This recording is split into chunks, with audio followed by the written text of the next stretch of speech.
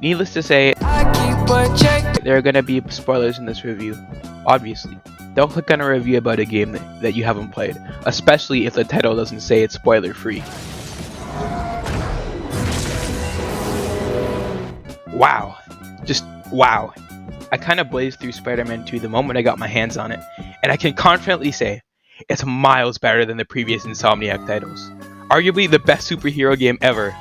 I haven't played Arkham City yet, but recency aside, the game has a few flaws, mainly in story and pacing, but we'll definitely get to that. Just wanted to let you guys know, this review will be pretty negative through parts of it, but it should speak volumes about the game's quality, that my main problem about the game is that there just isn't more of it.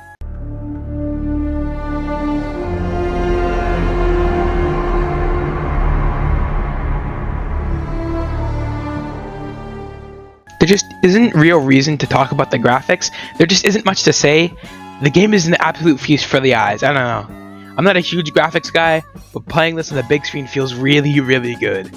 The textures, and especially the lighting, are definitely worthy of a PS5 exclusive. I really feel the need to highlight the lighting again. The vibrant colors and darker shadows combine to create whatever atmosphere the game needs to give off.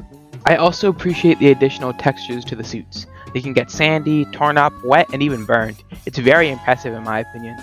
I played the game on fidelity mode, so I was working with 30 frames with max graphics. But there's also the option to play with 60 FPS and lowered visuals. Though I didn't touch it, the freedom to change modes in Explorer is much appreciated. I truly don't understand why people are being so weird about the graphics, especially for the gameplay reveal. They look great, just look at Kraven vs. Venom. That mission nearly brought a tear to my eye with its sheer beauty. It's enough to make a grown man cry, but not this man. Get back in there, tear. I still don't care that much about graphics though. This is probably the most you're gonna get out of me. The ability to have two Spider-Men doing different things around the city is so exciting. I wish there were more times that the Spider-Man could fight together, like special bases that require both of them. I know you have a chance to encounter Miles whenever you enter a fight as Peter, but oddly enough, it's never the other way around. Regardless, I'd like it to be triggerable. I also enjoy the sequence where you can see Miles swing next to you in the beginning of the game, when Miles can see Peter after you save Jonah Jameson. I really wish we had more opportunities to run into a Spider-Man just swinging around, even outside of combat situations. Or even just a random chance for either Peter or Miles to spawn in, especially during some downtime. I know this could be hell for the coders, but this would be really immersive and cool.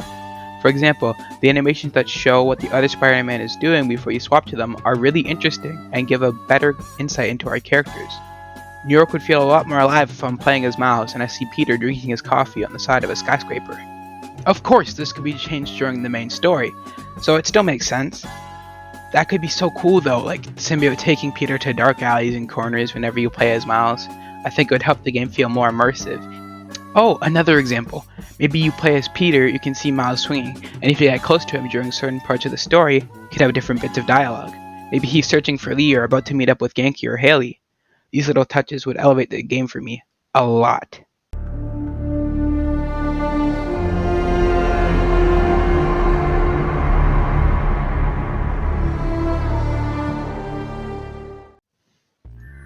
Some of the content from the previous games is missing. Like, the lack of a replay mission option after the main story is just plain awful. If Miles Morales can do it, why can't Spider-Man 2 let you? There's really no reason, and I feel like this game may have been rushed in some areas, specifically the finer bells and whistles that its predecessors had. I'm well aware that Insomniac will likely add these features in the future, maybe even before this video comes out, but the game should launch complete. I'm paying for a full game. It should be properly finished, you know? Small things like not being able to change your time of day in the post game, not being able to listen to podcast recordings whenever you want, it adds up to the game feeling more empty than it realistically should be. I really miss character bios especially, and the selfie option in photo mode. The character bios add interesting info on our characters and their world, and allow people to get far more immersed in the lore. Also, some of the information is just really funny. For example, did you know that Silver Sable, international mercenary, professional badass, is only like 5'5"? I don't know, I just find it really funny for some reason. I just expected her to be not that small. The way the game shows her is far more imposing. Also, am I the only one who dislikes that the anti-venom abilities will still be white when you wear a black symbiote suit? Like, the webbing and the UI will change to the appropriate color, but the actual symbiote abilities will just stay white, and it irritates me to no end. I ran into some glitches as well, some that even crashed my game at one point. I'm normally not too bothered by glitches in games, but this is a PS5 exclusive with a huge budget. The amount of glitches I ran into are not acceptable. One of them even stopped me from launching my game again, to the point where I had to restart my PlayStation. I do like the one where Miles gets turned into a cube though. I got like 2 minutes of cube gameplay footage uploaded to my channel. Peak gaming right here, bro.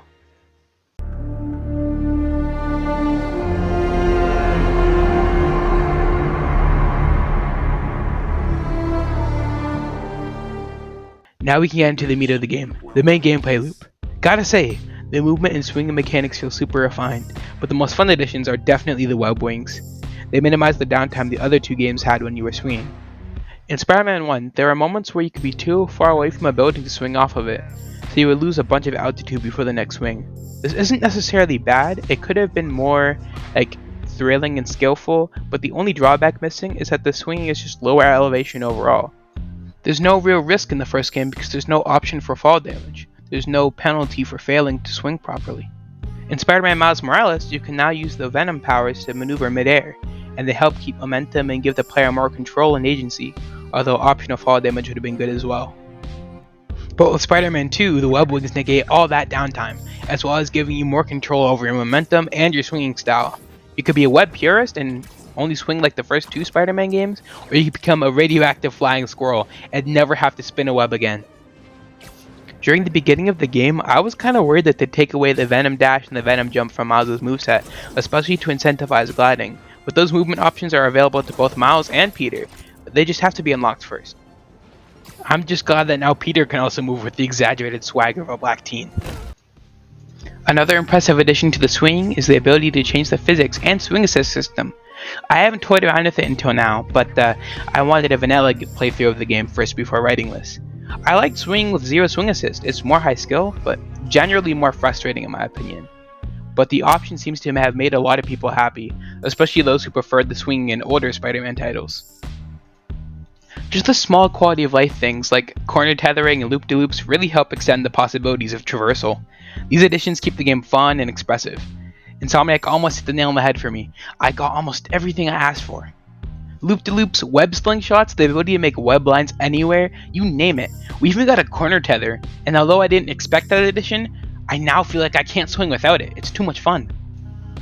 However, I've had a problem with how Spider-Man interacts with the ground when he swings. I know this can be changed with the swing assist feature, but it doesn't really solve the problem I have.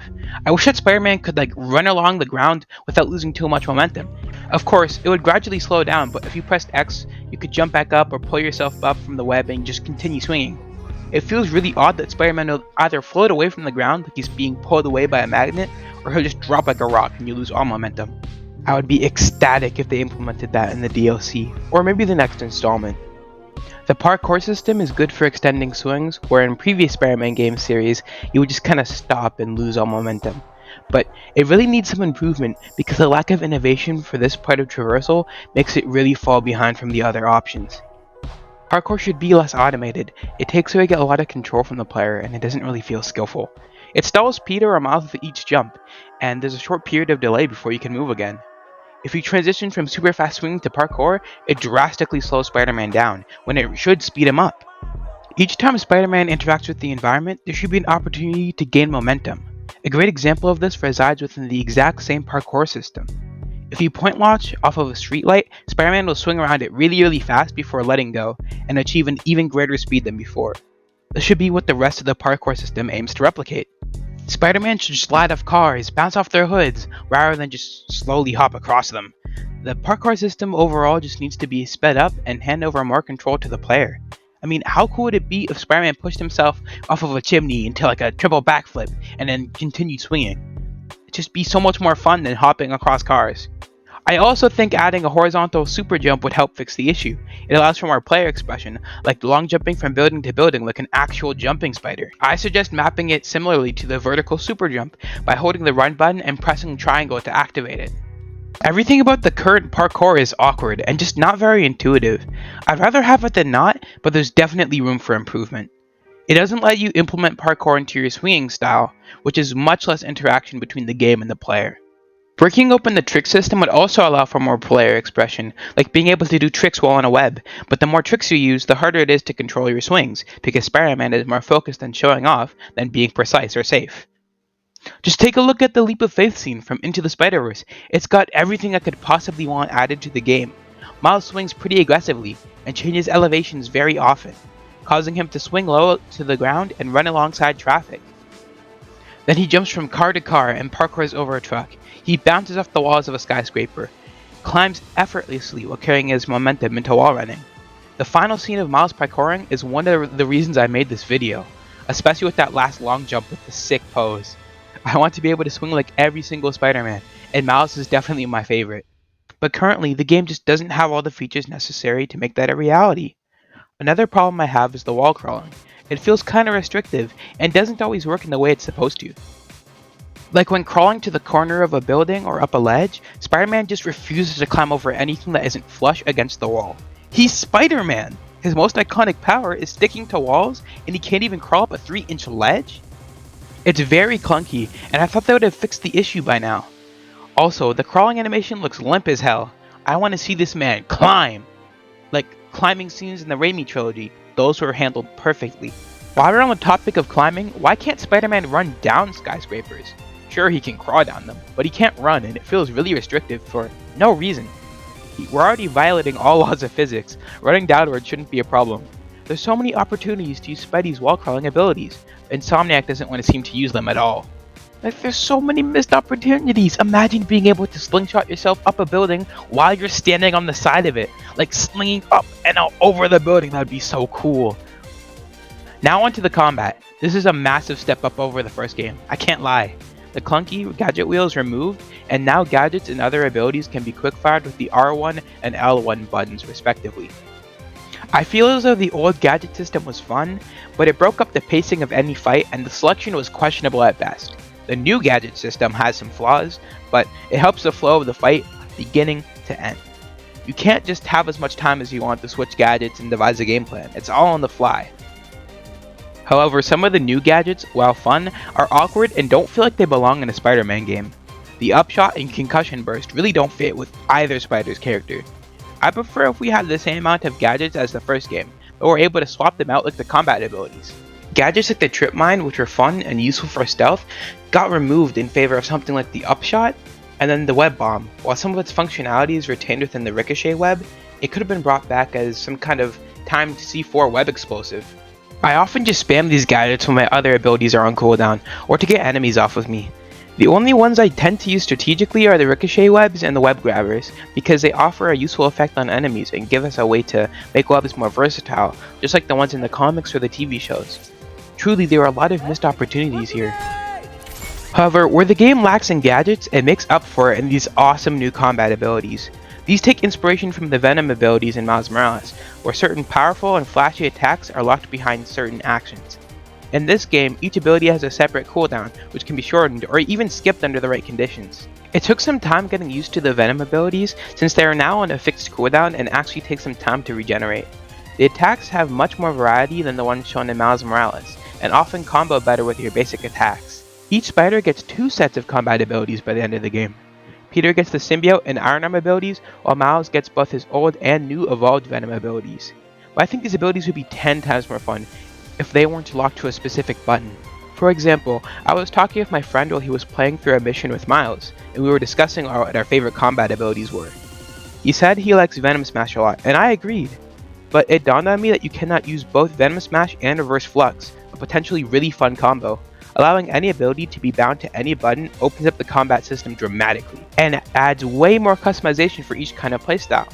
What if I want to use both Spider Shock and Symbiote Blast during a fight? I can't, and that just isn't as fun. I understand this could bring some balancing issues, but the game is already moderately difficult as it is.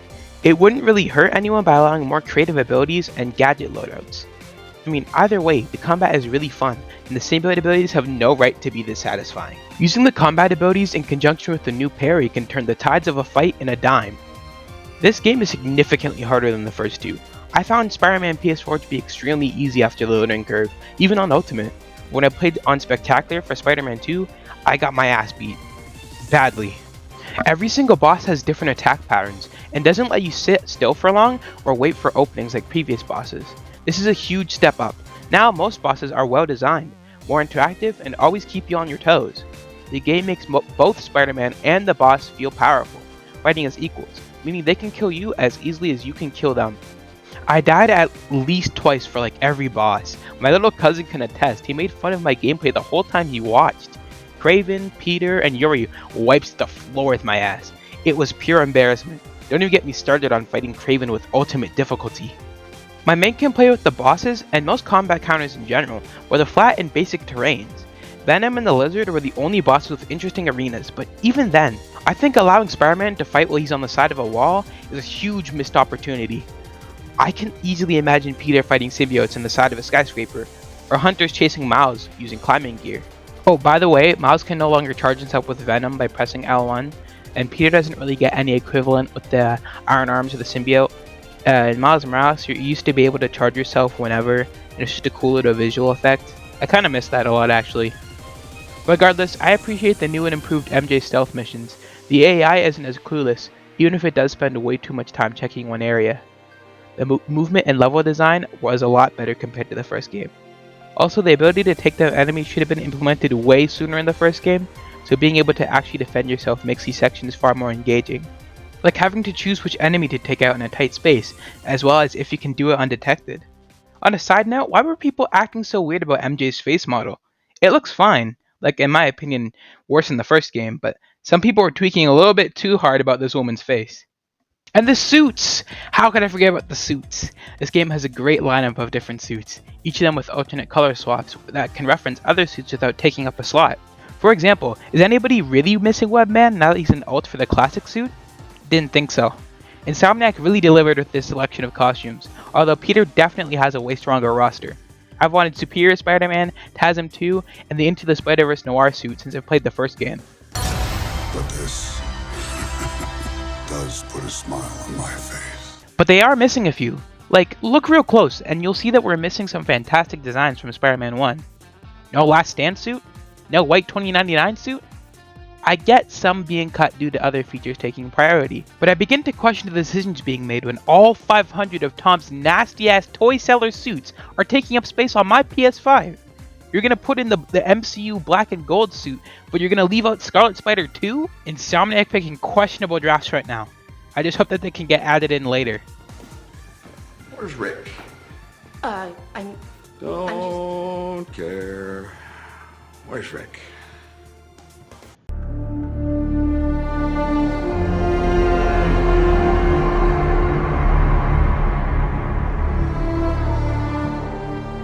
I can't let this go! I'm finally everything everyone needs me to be! This is where most of my negative critiques come in. While solid, the story fails to live up to the example set by Spider-Man PS4, and at times is worse than Miles Morales. Really, most of my issues with this game lie within the story and pacing. Personally, I think almost everything to do with Kraven is perfect. I'm not even gonna bother touching it. Miles' storyline is also pretty good, especially with how haunted Miles is about his father's death. It also bothered me that he wasn't more upset about it in his game, so I'm glad that they're addressing it now. Time doesn't heal all wounds, especially for something like losing your father. Miles is a teenager having to take on the responsibility of living up to Peter while saving lives. His emotions should be all over the place. I'm really happy what they did with Martin Lee as well. His redemption felt very natural, although Peter should have been a little bit more pissed at him for helping the Sinister Six jump him. Now I can dive into the biggest problems with the story. To get the biggest one out of the way, a huge portion of the story beats raise the question, where the hell is the other Spider-Man? Especially for the Pete missions. Like, Venom is rampaging through Oscorp and he's knocked Peter out already. Miles could have been really useful in that situation. I doubt he could beat Venom on his own, but at the very least he could save more lives. On that note, Peter seems inconsistently strong, and not in a good way. Now, I'm not saying he should one-shot Kraven or anything, but when Kraven killed Peter, it threw me for a loop. Not because Peter died, but rather how he died. I don't understand how Peter can survive a stab from Scorpion, and even deeper stab from Dr. Octopus,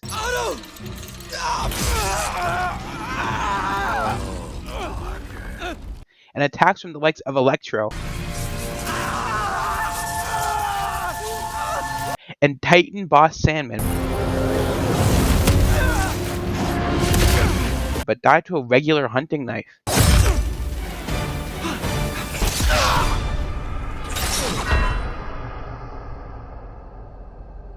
I don't want Spider-Man to be invincible. In fact, I really like the concept of Kraven basically killing Peter with very little difficulty.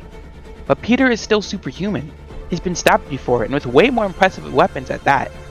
I just don't understand how Peter died to that normal knife. One could say it hit a vital organ, and while I'm no expert at anatomy, I'm pretty sure Doc Ock did too. Spider-Man can survive way stronger attacks, like getting punched by Rhino, which would definitely be able to apply pressure to his organs. Again, one could say that Kraven has super strength equal to or greater than Peter's durability. But how does that translate to a knife? The knife can only pierce as deep as the blade can go. It's not like he pushed the whole thing through his body. I really don't think that'd be enough to put Spider-Man down in like under a minute. I'd rewrite that scene to be the exact same. Dr. Connors is tweaking out, and Spidey takes down 2 hunters before being blocked by Kraven. Peter's spider senses go off, and we can see his eyes go wide. But he can't dodge the poison-tipped spear that's already pierced his stomach. He stares down at Kraven in shock as the hunter raises his spear higher and higher in the air, further impaling Spider-Man. In a moment of adrenaline, he grabs the spear and snaps off the shaft, dropping himself to the ground. Kraven then grabs him by the neck and tosses him. See? That is way more raw, and it's something I could easily see putting down Spider-Man for good.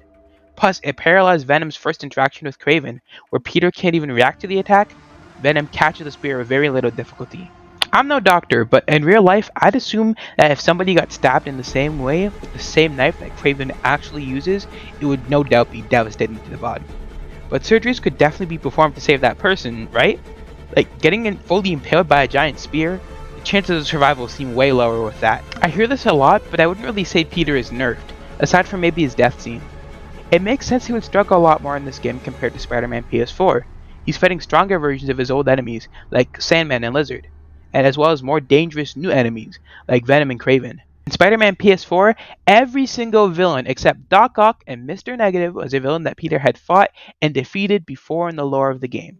He would already know how to deal with them by the time that the events of the PS4 game occurred. And no, he isn't nerfed during the Miles fight either. I'll expand on that later. My biggest problems appear with the symbiote. I can see what Insomniac was trying to do with this version of the symbiote. It seems the suit mind controls Peter more than pushing him to act out his deepest desires, or enhancing behavior that's already there. I don't love that direction, but it could be really interesting if used appropriately. An alien taking over your body and residing in your subconscious? That's a pretty disturbing idea, but with that idea, why didn't the symbiote negatively affect Harry's personality when he got it the first time? I have zero clue, and it's never explained. I like to think that the symbiote began to feed off of negativity after Peter rejected it, but even before that, it was influencing Peter to the point of even taking over his body when he fell asleep. I really liked this premise, because like Spectacular Spider-Man, we can see that the symbiote can control Peter completely when he's asleep. If they continued with that idea, it could have been very, very scary. We should have had a stealth section with MJ, where you need to escape Aunt May's house while symbiote Peter tears it apart. The symbiote as an entity could have been so much more interesting and engaging, but the game can't seem to convey how exactly it affects Peter and why. There are moments where the symbiote seems to take the wheel, while Peter is still conscious even, like when he's talking to Dr. Connors after he touches the meteorite. Maybe they should have emphasized how much Peter feels he needs the suit, despite the fact that it randomly hijacks his body and even takes away parts of his free will. That he's afraid he'll die again, or not be good enough and get somebody killed, or will fall behind Miles and be unable to keep up when he needs to. So he's fine with keeping the suit on. It makes sense Peter would feel like he's not a good enough Spider-Man. He already thinks he wasn't good enough to save Aunt May, and now a newer, younger Spider-Man is already outperforming him in some ways.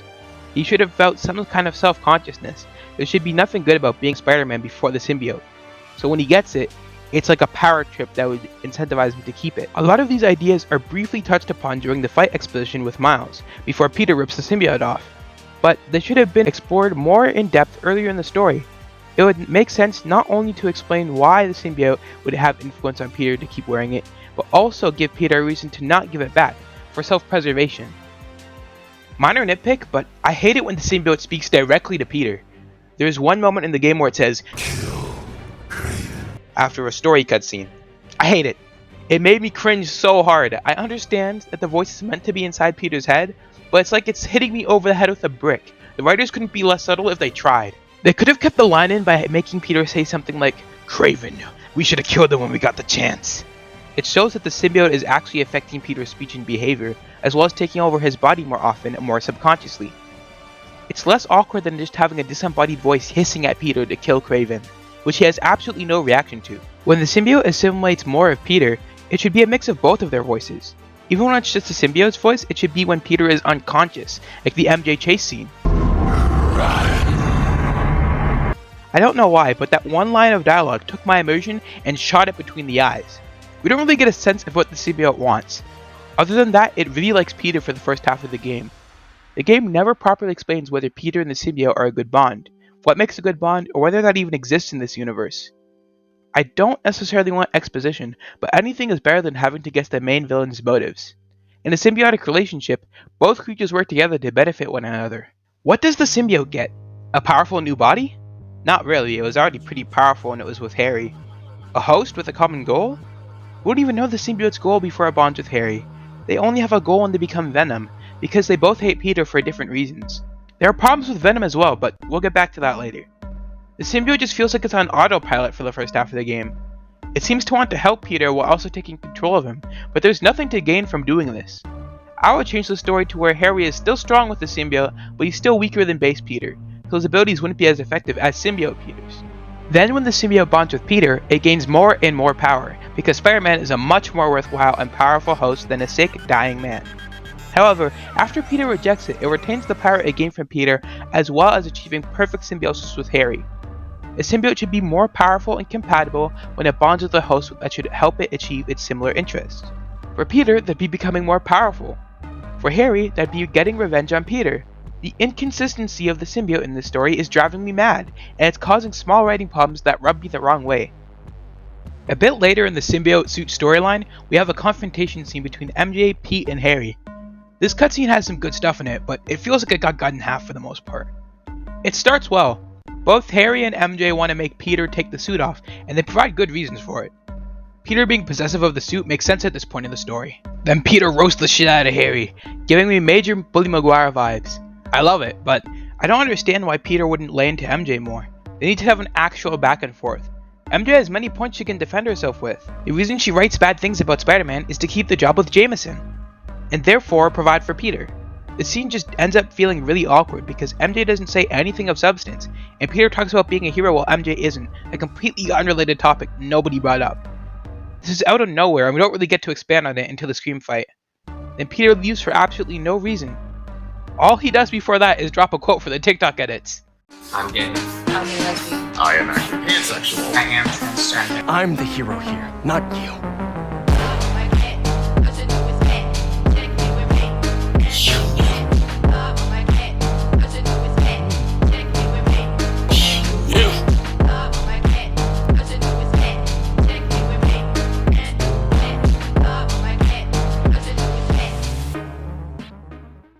There's no real escalation past when Peter bullies Harry. It's just a sudden appearance and disappearance of tension that kinda throws me off. It doesn't feel like they're having an argument, at least not one to the magnitude where one party has to leave the room. Then comes the scene with Norman, and I feel like it should have been further separated from their argument scene. Harry turns from liking Peter to hating him a little bit too quickly for my tastes. It should still be fast, because what Peter did to him was horrible, but I think the writers should let Harry actually think about his situation and harbor some real anger towards Peter, and have him eavesdrop to hear the conversation between Norman and Peter. Unfortunately, I don't really like this exchange either. Similar to many other things in this game, the concept is amazing, but the execution is heavily flawed. I understand that Norman is basically grieving for Harry, even though he's still alive, so a lot of what he says is going to be hyperbole. But what on earth is Norman proud of Peter for? For all he knows, Peter just got fired from being a teacher on the first day. He's unemployed, and his previous job was working for a man that tried to kill him. They really don't interact much in the first two games. There's very little reason to take this line of dialogue seriously, because logically it makes no sense, and it takes away from the rest of Norman's good lines when there should be a very emotional moment. It just feels like a kick in the balls for Harry when it doesn't even make sense in context. All he's got to say is something like, "Thank you for being his friend. Watching you two grow up together and learning about Harry's sickness, you're like a son to me, Peter. You're all I'll have left if he passes." Then Norman can talk about Peter's bright future and how I'd like to be a part of Peter's life more. The story is solid, I swear, it just needs a few tweaks. I feel like I'm nitpicking because nobody else seems to have these problems with the story. Aside from a few people who are pressed because a gay or a black person exists in the game, but I'm not one of those. The new Mary Jane, and oh my god, she's hideous! What's wrong? Your face! Mary Jane, more like manly jaw. She looks old enough to be Peter's mom, and with a giant fucking man jaw. That is a man, dude. Look at that body. Wide shoulders, no hips, flat ass. That is a man. Then we have the Martin, Lee, and Kraven fights. I have absolutely no problems with this story-wise, but Lee got a little bit spammy with his invisibility states. Otherwise, these bosses are amazing. Kraven especially. After Peter beats Kraven, he slowly begins to suffocate him, and he seems to like it a lot more than he should. Kraven's one freaky old man. Luckily, Miles was able to stop Peter from finishing whatever was going on between the two of them. However, Miles accidentally hurts Peter with his venom powers, causing the symbiote to target him. I love this moment, and everything about it is great. This is one of the only times I enjoy the idea of the symbiote mind controlling Peter. He's able to still be a threat to Miles, while allowing the player to feel bad for him. I know some people don't like the fact Miles contends with symbiote Peter during the fight, but why wouldn't he? He's even stronger than base Peter, and he has the same, if not better, powers than him. There isn't a good reason for this fight to be one-sided. Miles was super tired and beat up from all the hunters, plus Martin Lee, plus Kraven, while Peter was holding back, while being exposed to his biggest weakness. This fight was as even as it could get, but the racists will always complain if Miles Morales does anything at all. There wasn't even a winner, the fight was a whole stalemate. Regardless, Peter is able to rip off the symbiote.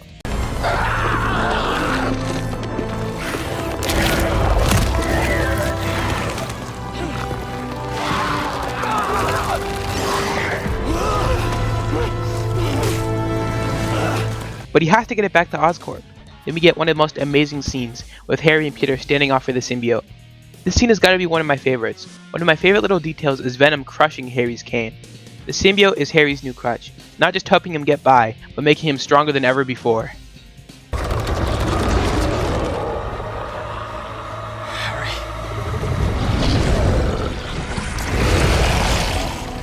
In my opinion, Harry has every right to be angry at Peter. The symbiote was the only reason he was alive and well. He saved Peter's life multiple times, and what does he get in return? Nothing. I really like Harry in this game, but they needed to have him in more cutscenes without the symbiote, so we can see him get more desperate, because just one more scene with Harry would help the pacing so much. My only problem with this scene is Peter getting knocked out in just one attack. In his defense, he just fought his way through an army of hunters, Kraven himself, and then it pissed off Miles. But Peter should be able to get back up no matter what, or at least try and stop Venom. He should still get smacked off instantly, yeah, but one of Spider-Man's biggest traits is his determination to get back up no matter what. Come on, Spider-Man. Come on, Spider-Man. Come on, Spider-Man. Oh, come on, Spider-Man.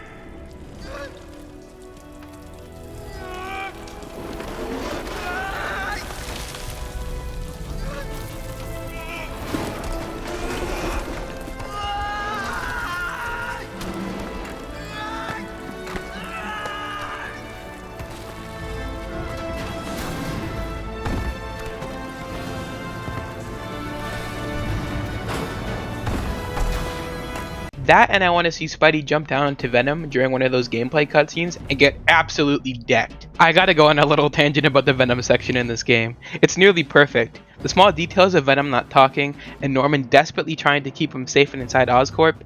I just love how powerful you feel, how invincible Venom is compared to the Spider-Man. He doesn't need to dodge or block, he can take nearly any attack and shoot it back even harder. Even his Spider-Sense icon is bigger and bulkier than either Peter or Miles's. They really changed up the gameplay for Venom, and it's way too much fun for how short it goes on. I suspect that we're supposed to play as Venom way more, because the combat system is actually really in-depth and has a lot of potential for upgrades and expansions. My only problem here is that there isn't more time with Venom. He doesn't have enough screen time or gameplay time. I think they should have made Venom's health bar obscene, like 400 health points or something. It helps bring gameplay and story together to make Venom feel really intimidating and a league above either Spider. His abilities are extension of Peter's, but way bigger in scope, and they feel 10 times more brutal. I love how Venom is able to grab enemies from far away and slam them around. Although I wish I could grab 2 at once and smash them together. The takedowns are really just as vicious. I know people joke about Insomniac Spider-Man killing people in these takedown animations, but Venom is actually just mauling people. Like, to me, each and every single takedown is canon. Harry has definitely killed a bunch of people during his rampage. Norman's rants and pleas to Venom really hit home for me. He's genuinely concerned for Harry's life, which is so refreshing since most versions of Norman Osborn are selfish pieces of scum. Poor guy even tries to encourage Harry to trust him, but ends up apologizing for giving him the symbiote in the first place. You know, every single major villain, except Kraven, has been caused by Norman. Like, Martin Lee only got his powers because of Norman's experimenting for the genetic cure to save his wife. Dr. Octavius only snapped and got a hold of Devil's Breath because it was Oscorp who engineered it. Now Venom is created because of Norman's negligence and the lack of preparation. He knew the symbiote was dangerous, and he still put it inside of Harry. Every time he tries to find a cure, he ends up making his own situation way worse. Everything has been about Harry's illness, and I think that's why I'm so interested in Spider-Man 3. I'm assuming the Goblin Serum will be Harry's next cure. The further you progress through the Oscorp security, the more the hunters make their presence known, until it culminates in the coolest Venom sequence ever, taking out a bunch of hunters until Kraven shows up. There's nothing for me to say that hasn't been said. I genuinely think this is the highlight of the game. A face-off between the 2 big bads, with cool moments like Kraven cutting off Venom's tongue, only for it to regenerate even bigger and grosser. And then Harry finally talks, trying to make Kraven give up and die. It's great story-wise as well. It makes sense that Kraven would immediately seek out Venom and fight him, and it has been made pretty clear throughout the story that the symbiote is superior to Kraven in many aspects. Venom killing Kraven also removes him from the story while giving him exactly what he wanted, being taken down by a superior predator. While Kraven doesn't really have a character arc, he does have a strong motive, finding something worth taking his life rather than his cancer. Great stuff during the segment, Insomniac really cooked with this one. But now we get into my biggest problem with the story. Venom's motivations and personality seem to flip-flop between scenes. I understand it's a fusion between the symbiote and Harry. I still believe Insomniac is going for the mind control angle, rather than the symbiote amplifying existing traits of the host. Why the hell would Harry want Peter as part of his plan to heal the world? Doesn't he hate Peter at this point for leaving him to rot and denying him the one thing he knows can save his life? This could work if they give Venom some more time to encounter Peter and eventually forgive him, but I don't love that idea either. The symbiote warps Harry's idea of healing the world into assimilating every living thing into the symbiote hive mind. I like the concept of Venom being a threat to all life on the planet. It does make him more imposing, but it also makes the dynamic between Peter and Venom far less personal, so this idea has pros and cons.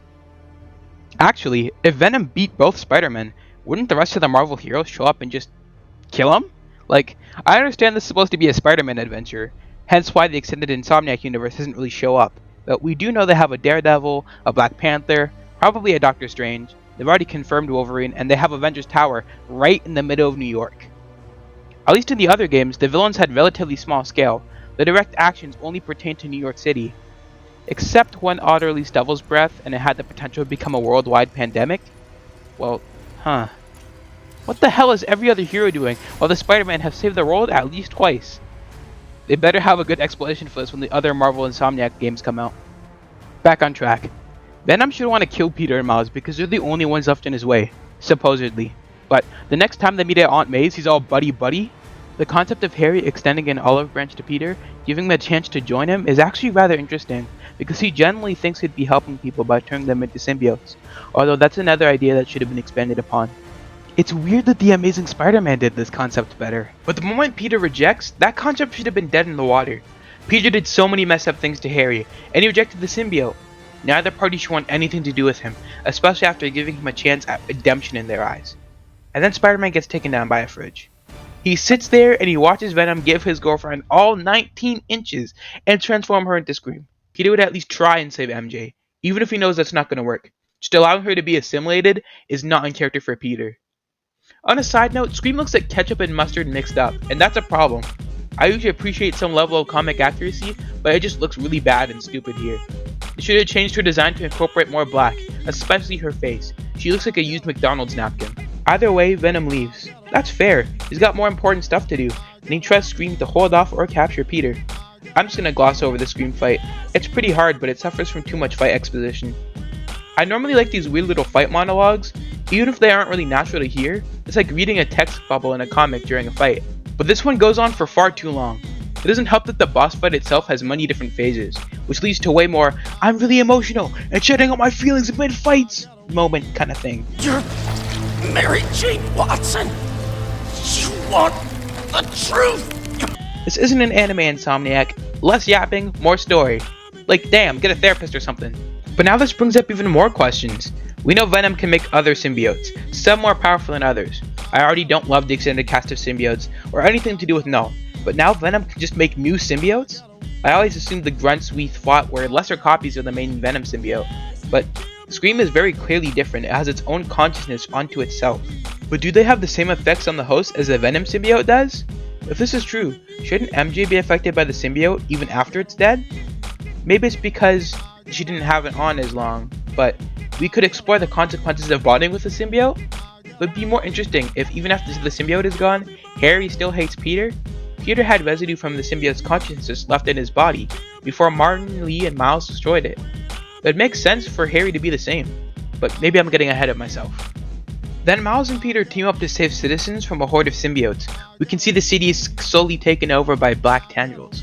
They try and save a bunch of people, but almost get killed by the hordes of symbiotes jumping them. But then the secret hard carry appears and saves them both. Martin Lee is able to save Miles, but Peter is slowly being assimilated back into the symbiote hive mind. Lee's powers have the ability to repel and cleanse the symbiotes, so he and Miles enter Peter's mind for one of my favorite missions in the game. I love Lee in this game. His relationship with Miles is genuinely heartwarming. The fact that Miles starts this game with only ill intent towards Lee, and by the end they have such a believable alliance, really shows how good this game's writing can be. If only Venom got this level of care. Also, I geeked to a disgusting degree when I saw the reference to the Spider-Man PS4 trailer.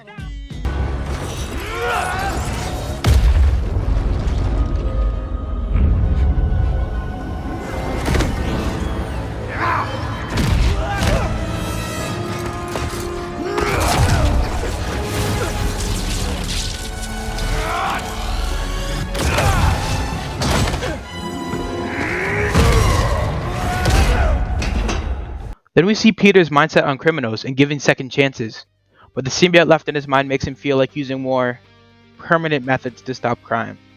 This is so interesting for the context of the first game, because I think it would definitely be something he thought about for villains like Dr. Octopus, perhaps. But I'm trying really hard to love this section without critiquing it, but the fact that the symbiote still affects Peter's subconscious is a great writing decision, but also brings up a ton of problems. What about Harry and MJ? Even after they're separated from the symbiote, they don't seem to have any residual thoughts or emotions, while Peter did. If anybody should have been affected by it, it should have been Harry, rather than having him being all, "Oh, you saved me, Peter," and they're all friends. I don't like it. I'll get to it later. Anyways, Miles and Martin travel further into Peter's mind, which causes a lot of self-reflection in the both of them. Miles specifically. He didn't know how much Peter was hurting, and how little he was there for him recently. I just like seeing the Spider-Bros look out for each other. I'm a simple man. Finally, Miles and Lee get to the core of the symbiote, and Miles has some great dialogue with Lee about forgiveness in case something goes wrong.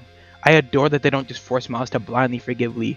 What he did is unforgivable, but Miles is done hating him as well. I won't forgive you. It's just not in me. But I can't carry this hate for you anymore, man. So let's set things right. You and me.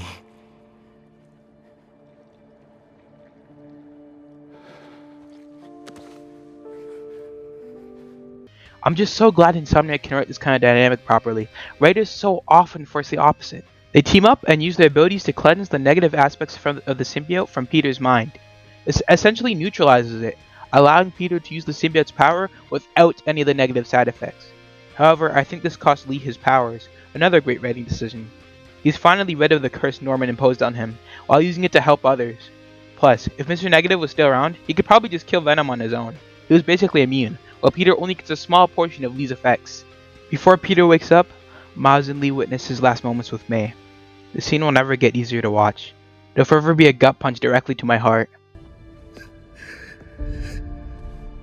This is all my fault. I'm sorry. I'm sorry. This leads into the creation of the anti-venom suit. I'm just glad we got the symbiote abilities back, plus more. Peter was feeling kinda weak with just the iron arms, especially in comparison to Miles. Although design-wise, it's definitely questionable. If it's the same abilities in symbiote, why does it have a different texture than the black suit? It's not as organic looking and it's very flat and slimy. It doesn't convey the texture of the symbiote as well as the black suit. The black suit looks like alien flesh mixed with the Spider-Man suit. The anti-venom suit looks kinda boring and gross. When you add this lack of depth with the lower detail the further you go down the suit, you have a costume with a lot of potential, but it just looks kinda unfinished. Love the eyelashes though. Peter's able to fight back against the symbiotes, and he has this really touching conversation with Miles, where he questions whether Miles actually worked with Lee. Wait, you two work together? I wasn't about to let you die. Miles, that's... After so many times saying it, thank you seems soft. I live for that kind of bond between the Spider-Men. These two really feel like brothers. Other versions feel like best friends or father and son, but a sibling dynamic is rarely explored between Miles Morales and Peter Parker.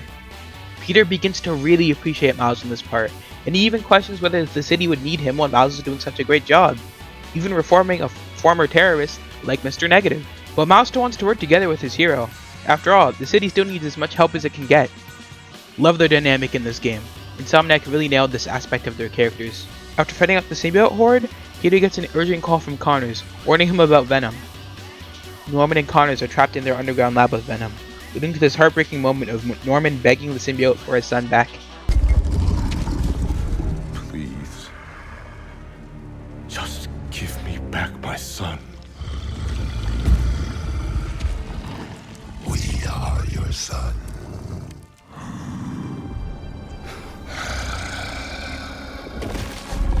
Look at us.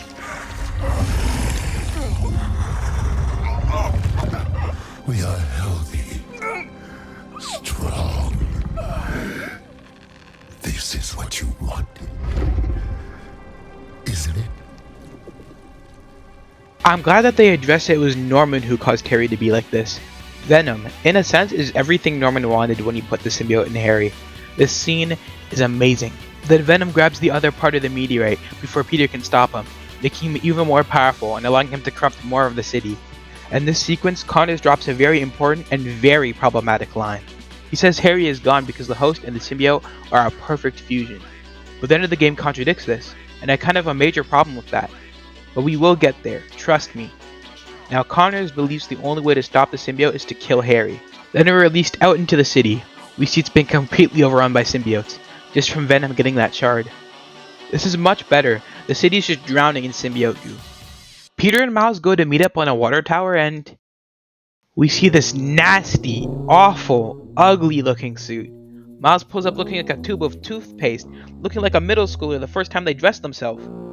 At first I thought it was kind of funny because they just gave me a random suit with no explanation. But then I realized that the suit is his new canon suit, and a shiver went down my spine. We know Miles can cook, especially when it comes to suits.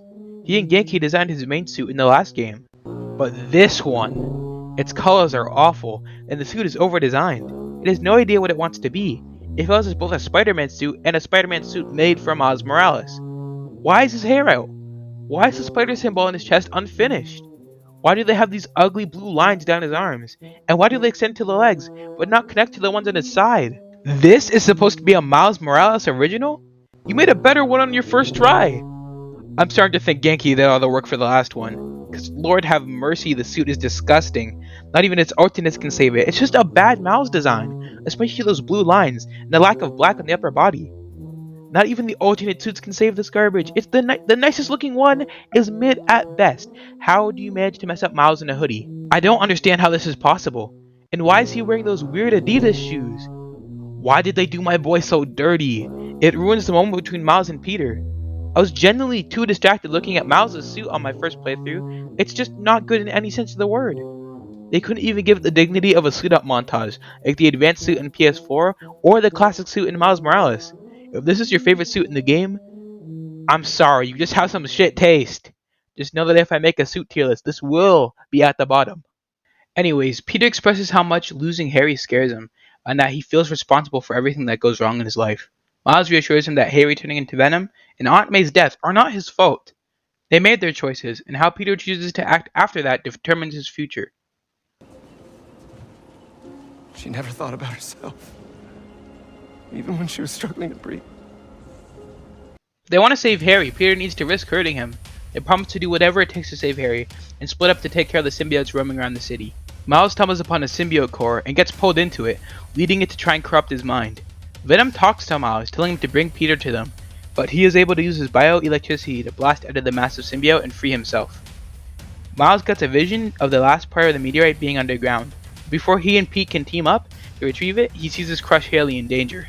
He warns Peter about the meteorite, but tells him to wait so that they can both go, thinking it's a trap. Peter, however, is getting more and more worried about Harry. The longer he's in there, the more Venom takes over. So he decides to try at it solo. Miles is able to save Haley, and even ask her out on a date after the Spider-Man saved the city. His Riz is strong, but his fit? Nah, it's still weak. After making sure all the civilians are safe, Miles tries to reach Peter, but he's already deep into the subway station, inside a huge symbiote nest. I like how Venom manipulates Peter by calling out for help, and how much he needs Peter, causing him to make rash decisions like traveling deeper into the nest alone. Venom is able to get the jump on Peter, and he tries to corrupt him again. While Spider-Man is trapped, Venom explains his plan of healing the world by giving everyone a symbiote bond. It helped Harry, so by his logic, it helped everyone else on the planet, like he always wanted to. My main problem is that he's all buddy-buddy with Peter. Peter has only been against Harry up to this point. He wanted to help Harry out of the symbiote, but it's clear that Harry doesn't want that at all. So why does he try and convince Peter to heal the world after this? Either way, he tries to force Peter back into the hive mind, but Miles shows up just in time to help save Peter, before they can make a hasty escape. Why on earth didn't they jump Venom? Absolutely no clue. They could have drawn Venom outside of the hive and away from the rest of the symbiotes, and had a really cool boss fight. The game was hyping up Peter and Miles taking down Venom together, but the most we get is a quick time event where Miles is wearing the nastiest suit in his closet. Color me disappointed. Peter, Miles, and MJ meet up at May's house to come up with a game plan. I love how they use a little board game to represent each member and what they'll be doing. It's nice to see that even these crazy high-tech versions of Spider-Man still use everyday objects for their superheroing. Oh, and they use an illustration of a goblin to represent Harry. Foreshadowing? I hope not, because I normally hate the premise of Harry being the first Green Goblin, but honestly, I could see it. And Peter chooses the most heroic character. Very fitting. But then they go on to say that Harry's dream of healing the world won't be complete without Peter there helping him. But he has zero reason to like Peter at this point. If Peter has made it very clear that he's not going to help him, I just don't understand this plot point. Venom, as a character, hates Spider-Man. He's a dark reflection, not nearly what I'd call a sympathetic villain. Neither the symbiote or Harry should be trying to help team up with Peter at this point. He almost got both of them killed. Either way, another really good scene with questionable writing decisions plaguing it. They plan to use the EMF's particle accelerator to destroy the meteorite, and by proxy the symbiote hive mind as well. MJ is worried and asks Peter if he's ready to kill Harry, if he cannot save him. But Peter doesn't even consider that a possibility. I personally love this aspect of the character, an almost stubborn, egotistical level of optimism. Spider-Man just doesn't believe in failure, and Insomniac got that down to a T. A quick three-way fist bump? Do not Google that! And they're off to save the world from an alien invasion. The three go to the nest, and Peter draws out Venom and leads him away from it. This gives Miles the opportunity to distract and fight off the mountains of symbiotes protecting the meteor. MJ sneaks in, fighting her way through any remaining symbiotes in order to sneak into the nest and retrieve the remaining meteorite shards. During the break-in, MJ has to fight a symbiote behemoth. I think it's actually rather interesting how she talks about fighting a bigger and stronger opponent. Her strategy is exactly like Peter's. If the other guy's bigger, you gotta be quicker. Okay? Nice little character writing, and it implies that Peter has been teaching MJ how to better defend herself between games. Back with Peter, he's trying to buy Miles and MJ enough time to get to the EMF and destroy the meteorite, but Venom just isn't having it. He's able to chase down Peter and corner him in their old high school. Hearing Venom tell Spider-Man, This is where we became best friends, and now it's where we become brothers. is so weird and cool at the same time. This initiates the fight with Venom, with him lifting the entire school high in the air. This boss fight isn't the best in the game, but it's definitely the most interesting to pick apart. You can't web Venom up, and direct combos are just way too risky, considering Venom can take you down in very few hits. This fight puts you on the defensive more than any other. It's the only fight where I don't feel as powerful as the boss. You have to manage your cooldowns and use your strongest abilities very carefully. That's the only way to stagger Venom and get some real damage in. Venom can corrupt the ground you are standing on and blast an entire platform, so you have to be quick on your feet too. There is some really intriguing dialogue between Venom and Spider-Man though. He tells Peter how he feels ignored, thrown away, and replaced by Miles. That would have been really interesting to explore earlier in the game. You abandoned us while we were fighting for our lives. I was trying to save you. Did feel like that to us. We know what's best for you, for everyone. I gave you everything you ever wanted, and you threw us away. I should have been better. I'm so sorry. Then you replaced us with Miles. We poisoned you against us even more. No! He saved me! Just like I'll save you! These kinds of throwaway lines are littered throughout the game, and it just tells me that the story was certainly rushed. One could make an argument that this dynamic between Miles and Harry was implied, but they hardly interact prior to Harry becoming Venom. They could have also explored Miles being jealous of Harry at first. That's what I thought would happen with the first story trailer for the game. Guys, this is my best friend Harry. Hey, good to meet you. New job, huh? Still gonna have time for tutoring? We'll figure it out. Venom has Peter on the ropes, and even though he hasn't pinned, Peter continues to refuse Venom's offer of healing the world. I gotta add, Yuri Lowenthal is a phenomenal voice actor. Doesn't matter what you do to me. I'm never gonna heal the world with you. And he was completely robbed for best performance at the Game Awards by some dude in the weirdest fit I've ever seen. What the hell? I will not let this go, by the way. Venom realizes that Peter has only been distracting him from the meteorite, so he sprouts wings out of his back and flies to the EMF. Venom with wings is so unbelievably cool. I mean, I knew it existed before this game, but it'll never be not awesome. Venom drops in on Miles and MJ, holding Peter's unconscious body like a trophy. What's weird is that the anti-Venom suit gets damaged. The black suit actually repaired itself and didn't take any noticeable damage throughout the story. If it's the same symbiote residue, then shouldn't the anti-Venom suit be intact still? It's not like Venom has an advantage over it, he's actually weak to it. Either way, I know Miles was pissing himself when he saw that, but he still stepped up to protect both Peter and Mary Jane. I have to respect it. The fight between Venom and Miles is very fun, but drastically less interesting story-wise. Miles has a few good lines asking Harry what his mother would think of his plan, but doesn't have any real personal stakes in this. Harry and Miles lack enough interactions for this fight to be emotional or satisfying whatsoever. However, Miles just can't keep up with the absolute unit that is Venom in this game, and he uses up a lot of his energy trying to fight back. Venom uses this opportunity to grab the meteorite out of the particle accelerator, but Miles gets up back in time for round 2.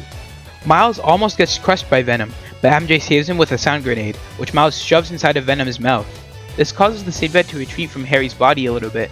We can see his head pop out, and through the fight, they make it seem like Harry and the symbiote aren't in perfect symbiosis like Connor said, but they don't even have the same goals, which is my main problem with Venom here. There is no reason for Harry and Venom to want two different things, especially with how Peter treated Harry earlier in the game.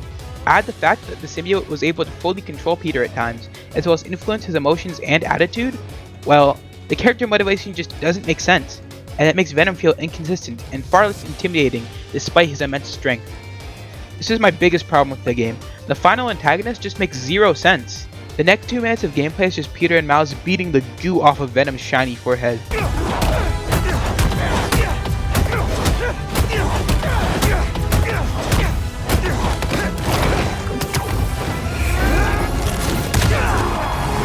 Miles jumps down after nabbing the meteorite and starts to power up the accelerator himself, while Peter continues to fight Venom. Peter is able to hold Venom off and even burn off pieces of the symbiote, revealing Harry once more. I've already talked about how much I hate how they handled Harry during this portion, so I'll spare you the retread. I'm done. Either way, Pete. We still have time? No, we don't. Venom quickly regenerates, but he still isn't strong enough to fight off the 3 of them.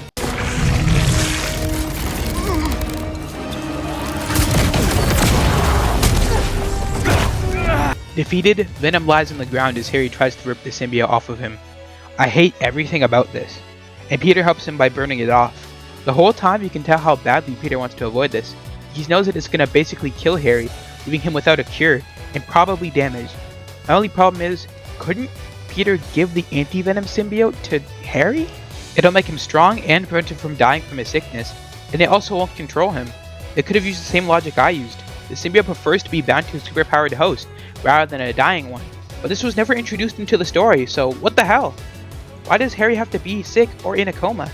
The writers just don't seem to think about this possibility, or why the Venom symbiote has to remain fused to Peter.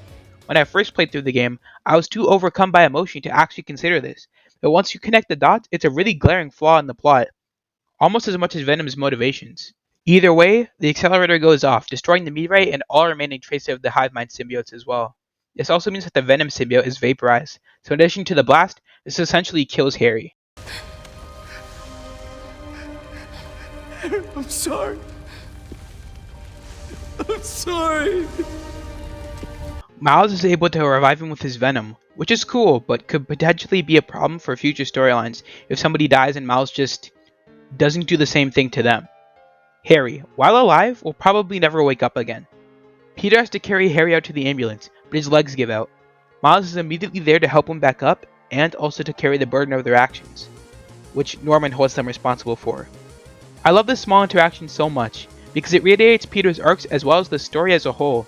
He can't do everything alone, both in a physical and emotional sense. Neither Miles nor Peter could beat Venom one-on-one, but together, that's a different story.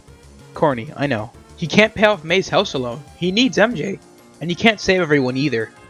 Maybe I'm reading into this one scene a little bit too much, but it's important to remember the really good parts of this story, even amidst the whole lot of bad. On that note, wouldn't Norman piece together that Spider-Man could be Peter Parker? They have the same height, build, and voice, and Spider-Man is carrying out Peter Parker's best friend, as well as standing next to Peter's girlfriend.